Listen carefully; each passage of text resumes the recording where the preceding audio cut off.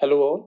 As ਵੀ ਆਲ ਨੋ ਕਿ ਅੱਜ ਨੈਬ ਤਹਿਸੀਲ ਦਾ reconnect exam ਜਿਹੜਾ ਕਿ 2023 ਦੇ ਵਿੱਚ ਕੰਡਕਟ ਹੋਇਆ ਸੀ, ਉਸ ਦੀ ਫਾਈਨਲ ਮੈਰਿਟ ਲਿਸਟ ਆਊਟ ਹੋ ਚੁੱਕੀ ਹੈ। ਬੱਚਿਆਂ ਦੇ ਮਾਰਕਸ ਡਿਸਪਲੇਡ ਹੋ ਚੁੱਕੇ ਨੇ ਔਨ ਦਾ ਵੈਬਸਾਈਟ। ਜਿਨ੍ਹਾਂ ਨੇ ਹਾਲੇ ਤੱਕ ਰਿਜ਼ਲਟ ਚੈੱਕ ਨਹੀਂ ਕੀਤਾ, I had posted the category as well as combined merit list on my Telegram channel. Telegram channel the link description ਦੇ ਵਿੱਚ ਹੈ, ਉਹ ਚੈੱਕ ਕਰ ਸਕਦੇ ਨੇ। ਵੀ ਨੋ ਕਿ ਇਹ ਪੋਸਟਾਂ ਲਈ ਸਿਰਫ 78 ਪੋਸਟਾਂ ਲਈ ਹੀ ਨੋਟੀਫਿਕੇਸ਼ਨ ਆਇਆ ਸੀਗਾ। ਨੋਟੀਫਿਕੇਸ਼ਨ ਆਇਆ ਸੀ ਬੈਕ ਇਨ ਦੀ ਈਅਰ 2020, ਜਿਸ ਦੇ ਵਿੱਚ ਅਪਰੋਕਸੀਮੇਟਲੀ 75,000 ਆਫ ਬੱਚਿਆਂ ਨੇ ਅਪਲਾਈ ਕੀਤਾ ਸੀਗਾ। ਫਿਰ ਫਰਸਟ ਟਾਈਮ ਪੇਪਰ ਹੁੰਦਾ ਇਨ 2022 ਦੇ ਵਿੱਚ, ਜੋ ਕਿ ਕੈਂਸਲ ਹੋ ਗਿਆ ਸੀ due to the cheating. And ਫਿਰ ਦੁਬਾਰਾ ਰੀਕਨੈਕਟ ਐਗਜ਼ਾਮ ਕਦੋਂ ਹੁੰਦਾ 2023 ਦੇ ਵਿੱਚ, ਜਿਸ ਦੇ ਵਿੱਚ ਸਿਰਫ 27,000 ਬੱਚਾ ਹੀ ਪੇਪਰ ਦੇਣ ਲਈ ਆਇਆ ਸੀਗਾ। 47,000 ਬੱਚਾ ਤਾਂ ਐਬਸੈਂਟ ਹੀ ਸੀ ਪੇਪਰ 'ਚ 2023 ਦੇ ਵਿੱਚ ਜਦੋਂ ਰੀਕਨੈਕਟ ਹੋਇਆ exam. And the most shocking thing is ਕਿ ਇਸ ਪੇਪਰ ਦੇ ਵਿੱਚ ਸਿਰਫ 409 ਬੱਚਾ, only 409 candidates has qualified the exam। means ਉਹਨਾਂ ਨੇ ਜੋ PPSC ਨੇ ਇੱਕ prescribed minimum marks ਰੱਖੇ ਹੋਏ ਨੇ ਹਰ ਕੈਟੇਗਰੀ ਦੇ, ਸਿਰਫ 409 ਬੱਚੇ ਨੇ ਜਿਨ੍ਹਾਂ ਦੇ ਉਹ minimum marks ਆਏ ਨੇ। so this is very low figure, this tends to be 0.01%। ਸਿਰਫ 0.01% ਬੱਚਾ ਹੀ ਨੈਬ ਤਹਿਸੀਲਦਾਰ ਦੇ ਪੇਪਰ ਨੂੰ ਪਾਸ ਕਰ ਚੁੱਕੇ, and that tends to be 409 candidates out of 27,000। ਉਹ ਬੱਚੇ ਨੇ ਜਿਨ੍ਹਾਂ ਨੇ ਪਾਸਿੰਗ ਮਾਰਕਸ ਸਕੋਰ ਕੀਤੇ ਨੇ। So passing marks for the general and the BC is like 135, and for the other categories it is approximately 120। ਸੋ ਕੁਝ ਕੈਟੇਗਰੀਜ਼ ਇਹੋ ਜਿਹੀਆਂ ਨੇ ਜਿਨ੍ਹਾਂ ਦੇ ਵਿੱਚ ਕੋਈ ਵੀ ਕੈਂਡੀਡੇਟ ਕੁਆਲੀਫਾਈ ਨਹੀਂ ਕਰ ਪਾਇਆ, ਮੀਨਸ ਉਹਨਾਂ ਨੇ minimum marks passing marks score ਨਹੀਂ ਕੀਤੇ, like ex serviceman general, ex serviceman SCRO, ex serviceman SCMB and moreover backward classes। means ex servicemen ਜੋ ਕੈਟੇਗਰੀ ਹੈ, ਚਾਹੇ ਉਹ ਕਿਸੇ ਵੀ ਕੈਟੇਗਰੀ ਦੇ ਹੋਣ, ਉਹਨਾਂ ਦੇ ਵਿੱਚੋਂ ਕੋਈ ਵੀ ਕੁਆਲੀਫਾਈ ਨਹੀਂ ਕਰ ਪਾਇਆ, ਕਿਸੇ ਨੇ ਵੀ ਮਿਨੀਮਮ ਮਾਰਕਸ ਸਕੋਰ ਨਹੀਂ ਕੀਤੇ। whereas ਸਪੋਰਟਸ ਪਰਸਨ ਪੰਜਾਬ ਦੇ ਵਿੱਚੋਂ ਵੀ ਕੋਈ ਕੁਆਲੀਫਾਈ ਨਹੀਂ ਕਰ ਪਾਇਆ। ਈਵਨ ਦੋ ਜੋ ਪਰਸਨ ਵਿਦ ਡਿਸੇਬਿਲਿਟੀਜ਼ ਨੇ, ਉਹਨਾਂ ਦੀ ਮਿਨੀਮਮ 4 ਸੀਟਾਂ ਸੀਗੀਆਂ and only 2 candidates have scored the minimum marks. So it is clearly evident ਕਿ 6 ਤੋਂ 7 ਕੈਟੇਗਰੀਜ਼ ਇਹੋ ਜਿਹੀਆਂ ਨੇ ਜਿਨ੍ਹਾਂ ਦੇ ਵਿੱਚ ਈਵਨ ਦੋ ਕੈਂਡੀਡੇਟਸ ਮਿਨੀਮਮ ਮਾਰਕਸ ਵੀ ਸਕੋਰ ਨਹੀਂ ਕਰ ਪਾਏ। The reason for that is ਕਿ paper was tough, no doubt. Paper ਜੋ ਪ੍ਰੀਵੀਅਸ ਲਾਈਨਸ ਤੇ ਨਹੀਂ ਸੀਗਾ, 2022 ਦੇ ਵਿੱਚ ਜਿੱਦਾਂ ਪੇਪਰ ਕੰਡਕਟ ਕਰਾਇਆ ਸੀ ਉਸ ਲਾਈਨਸ ਤੇ ਨਹੀਂ ਸੀ। Paper was tough, it was unexpected. ਬੱਚੇ ਕੀ ਕਰਦੇ ਆ, ਬੱਚੇ ਤਿਆਰੀ ਅਤੇ ਈਵਨ ਦੋ ਕੋਚਿੰਗ ਇੰਸਟੀਟਿਊਟਸ ਵੀ ਤਿਆਰੀ ਕਿਸ ਤਰੀਕੇ ਨਾਲ ਕਰਾਉਂਦੇ ਨੇ, ਜੋ ਰਿਪੀਟਡ ਪੈਟਰਨ ਸੀਗਾ ਉਸ ਤਰੀਕੇ ਨਾਲ ਕਰਾਈ ਸੀ, but pattern was totally changed. The paper was from moderate to difficult level, so unexpected questions आए ने। and I would say I had made a detailed analysis video ਜਿਸ ਦੇ ਵਿੱਚ ਮੈਂ already predict ਕਰਤਾ ਸੀਗਾ ਕਿ ਜੋ ex serviceman category ਹੈ ਉਹਨਾਂ ਦੇ ਵਿੱਚੋਂ hardly ਕੋਈ qualify ਕਰੂਗਾ, and it tends to be true after the final merit list। you can check that analysis video, ਉਹ ਚੈਨਲ 'ਚ ਵੀ ਪਈ ਹੈ ਤੇ I will just share the link in the description or in the comment box। ਸੋ ਆਪਾਂ ਹੁਣ category wise ਦੇਖਾਂਗੇ ਕਿ ਹਾਂ ਕੈਟੇਗਰੀ ਵਾਈਜ਼ ਲਾਸਟ ਜੋ ਕੈਂਡੀਡੇਟ ਹੈ ਜੋ ਸਿਲੈਕਟ ਹੋ ਚੁੱਕਿਆ ਹੈ, ਨਾਟ ਕੁਆਲੀਫਾਈਡ ਬਟ ਸਿਲੈਕਟਡ, ਉਸ ਦੇ ਕਿੰਨੇ ਮਾਰਕਸ ਨੇ। So starting with the general category, the first rank is, it is a female candidate, Ramandeep Kaur। she had scored 205 marks out of 300, so she has scored rank 1 in NAB Tahsildar exam। and for the EWS category, the first rank is being held by Ashwini, so he had scored 183 marks। so ਜਿਹੜੀ general category ਹੈ, general category ਦੇ ਵਿੱਚ ਆਪਾਂ ਨੂੰ ਪਤਾ ਸੀਗਾ ਕਿ 19 ਪੋਸਟਾਂ ਨੇ for open category and 8 post ਵਰ ਰਿਜ਼ਰਵਡ ਫॉर ਫੀਮੇਲ। ਸੋ ਜੋ ਲਾਸਟ ਕੈਂਡੀਡੇਟ ਜੋ ਕੁਆਲੀਫਾਈ ਕਰ ਚੁੱਕਿਆ ਇਸ ਪੇਪਰ ਨੂੰ, ਨੈਬ ਤਹਿਸੀਲਦਾਰ ਦੇ ਐਗਜ਼ਾਮ ਨੂੰ, of the open category, he is Angadpreet Singh Brar and he had scored 169 marks out of 300। So ਇਹਨਾਂ ਦਾ ਟੋਟਲ ਰੈਂਕ ਜੋ ਹੈਗਾ ਮੈਰਿਟ ਦੇ ਵਿੱਚ ਉਹ 22ਵਾਂ ਰੈਂਕ ਹੈ।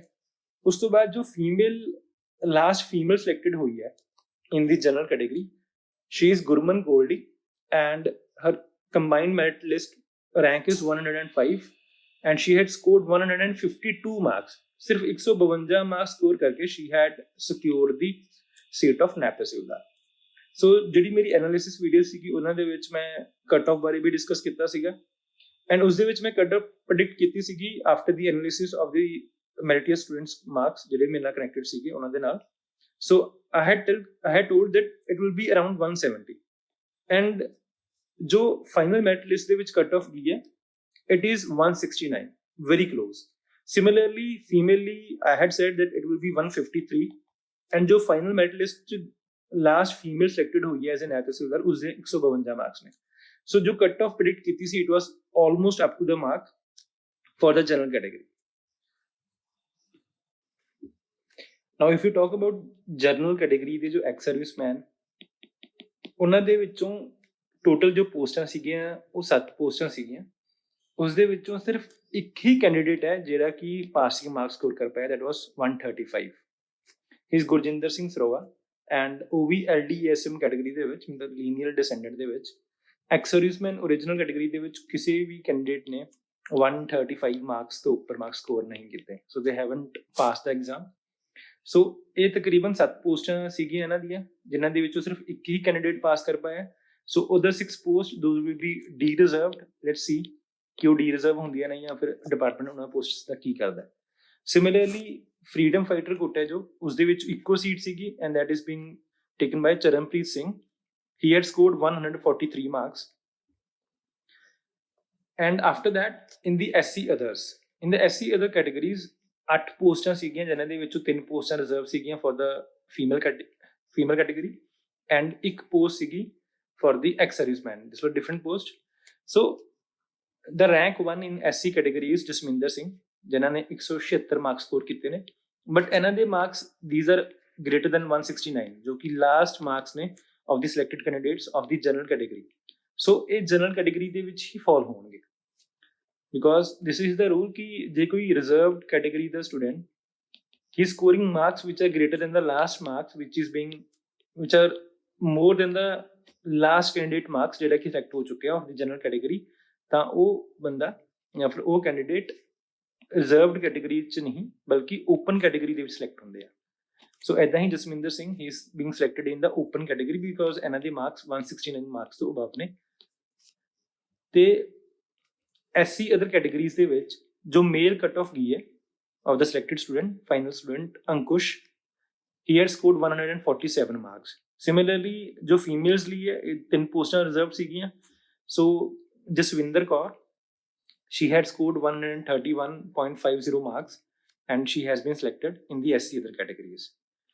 ਹੁਣ ਜੇ ਆਪਾਂ ਗੱਲ ਕਰੀਏ SC M&B ਕੈਟੇਗਰੀ ਦੀ, SC M&B ਕੈਟੇਗਰੀ ਦੇ ਵਿੱਚ the first rank is by Kulbir Singh, ਉਸਨੇ 147 ਮਾਰਕਸ ਸਕੋਰ ਕੀਤੇ ਨੇ.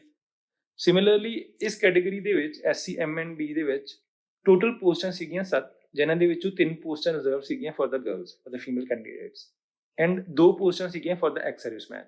ਐਜ਼ ਵੀ ਨੋ ਕਿ एक्स सर्विसमैन ਕੋਈ ਵੀ ਸਿਲੈਕਟ ਨਹੀਂ ਹੋ ਕਰ ਪਾਇਆ, ਬਟ SC M&B ਕੈਟੇਗਰੀ ਦੇ ਵਿੱਚ ਸਿਰਫ 8 ਹੀ ਸਟੂਡੈਂਟਸ ਨੇ ਜਿਹੜੇ ਬੱਚੇ ਇਸ ਐਗਜ਼ਾਮ ਨੂੰ ਪਾਸ ਕਰ ਪਏ ਨੇ. ਸੋ ਉਹਨਾਂ ਦੇ ਵਿੱਚੋਂ first 7 they will be definitely get selected. Similarly in the BC category ਦੇ ਵਿੱਚ there were 9 posts, ਉਹਨਾਂ ਦੇ ਵਿੱਚੋਂ 3 ਪੋਸਟਾਂ ਰਿਜ਼ਰਵ ਸੀਗੀਆਂ for the female candidates and 2 ਪੋਸਟਾਂ for ex serviceman, ਇਹ ਲੱਗ ਤੋਂ ਸੀਗੀਆਂ ਪੋਸਟਾਂ. ਇਸ ਦੇ ਵਿੱਚ ਜੋ ਫਰਸਟ ਰੈਂਕ ਆਇਆ that is by Ramandeep Singh, ਉਹਨਾਂ ਦੇ 174 ਮਾਰਕਸ ਨੇ.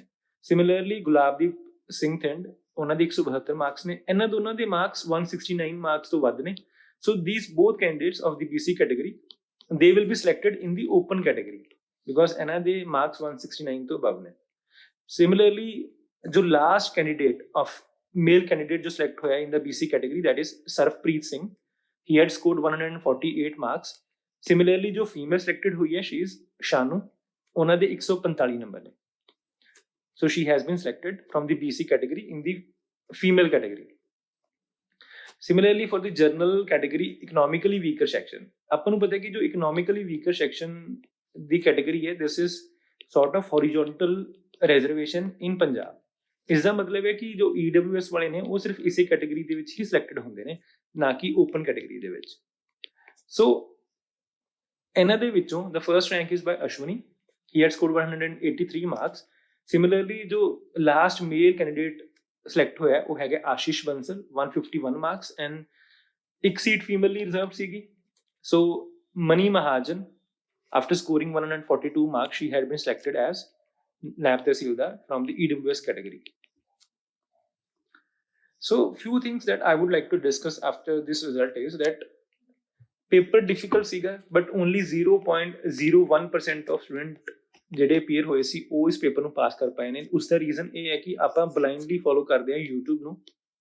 YouTube ਦੇ ਉੱਪਰ देयर आर मेनी इंस्टीट्यूट्स ਉਹ ਕੀ ਕਰਦੇ ਨੇ ਮੈਰਾਥਨਸ ਚਲਾ ਰੱਖੀਆਂ ਨੇ ਐਂਡ MCQ ਕੁਇਜ਼ ਵੀਡੀਓਜ਼ ਚਲਾਉਂਦੇ ਆ।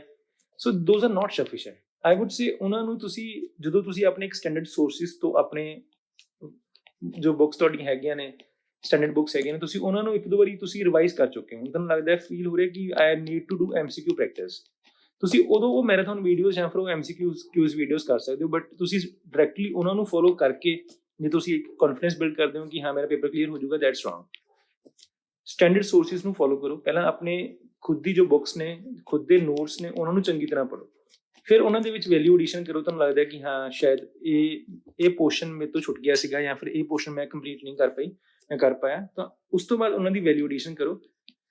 And please do not waste time in collecting the sources ਕਿ ਮੈਂ ਇਸ ਇੰਸਟੀਟਿਊਟ ਦੇ ਵੀ ਨੋਟਸ ਪੜ੍ਹ ਲਾਂ ਜਾਂ ਫਿਰ ਇੰਸਟੀਟਿਊਟ ਨੰਬਰ 2 ਦੇ ਵੀ ਨੋਟਸ ਪੜ੍ਹ ਲਾਂ। ਨੋ, ਦਿਸ ਵੋਂਟ ਹੈਲਪ।